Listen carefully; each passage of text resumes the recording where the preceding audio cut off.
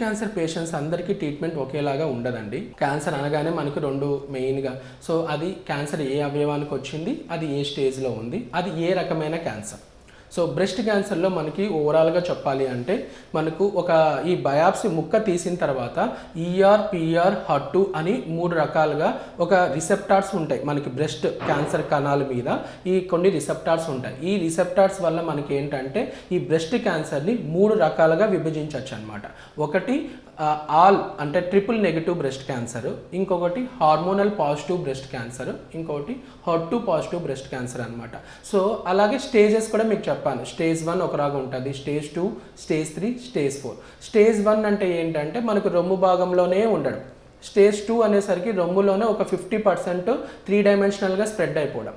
So అదే మనకి రఫ్గా స్టేజ్ 3 అంటే 50 to 80% 3 డైమెన్షనల్గా స్ప్రెడ్ అయిపోవడం. స్టేజ్ 4 అంటే మనకి ఏంటంటే సో రొమ్ములో నుంచి గడ్డలు లివర్కి కానీ, ఊపిరితిత్తులకు కానీ, బ్రెయిన్కి కానీ, బోన్స్కి కానీ వెళ్ళిపోవడం. సో ఇలా వెళ్ళిపోతుంటే మనం దాన్ని స్టేజ్ 4 అని అంటాం. సో ఇప్పుడు స్టేజ్ 1కి, స్టేజ్ 2కి, స్టేజ్ 3కి, స్టేజ్ 4కి ఈ 4 రకాల స్టేజ్లకి డిఫరెంట్గా ట్రీట్మెంట్ ఉంటుంది.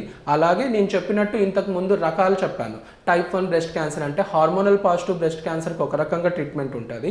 అలాగే హార్మోనల్ నెగిటివ్ ట్రీట్మెంట్ క్యాన్సర్స్కి ఒక రకమైన ట్రీట్మెంట్ ఉంటుంది. అలాగే మనకి ఏంటంటే ఈ హట్2 పాజిటివ్ బ్రెస్ట్ క్యాన్సర్స్కి ఒక రకంగా ట్రీట్మెంట్ ఉంటుంది. అందరికీ ఒకేలాగా ట్రీట్మెంట్ ఉండదు. అలాగే ఇంకొన్ని ఏంటంటే కొంచెం ఏజ్ అయిన వాళ్ళకి 60+, 70+ వాళ్ళకి ఒక రకంగా ట్రీట్మెంట్ ఉంటుంది.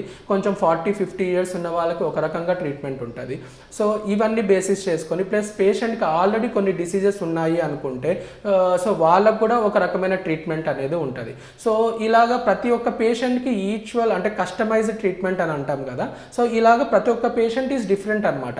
ఓవరాల్గా మనకి ఇది బ్రెస్ట్ క్యాన్సర్ అని అనిపించచ్చు, కానీ దాంట్లో వేరియబుల్స్ చాలా ఎక్కువ ఉంటాయి అనమాట. సో ఈ పేషెంట్కి ఏ స్టేజ్లో ఆయన ఎంత ఫిట్గా ఉన్నాడు, ఆయన ఏ స్టేజ్ ఏంటి, ఆయన ఏ రకం బ్రెస్ట్ క్యాన్సర్ ఉంది అనేది తెలుసుకొని మనము ట్రీట్మెంట్ అనేది ఉంటుంది. అందరికీ ఒకేలాగా ట్రీట్మెంట్ అనేది ఉండదు.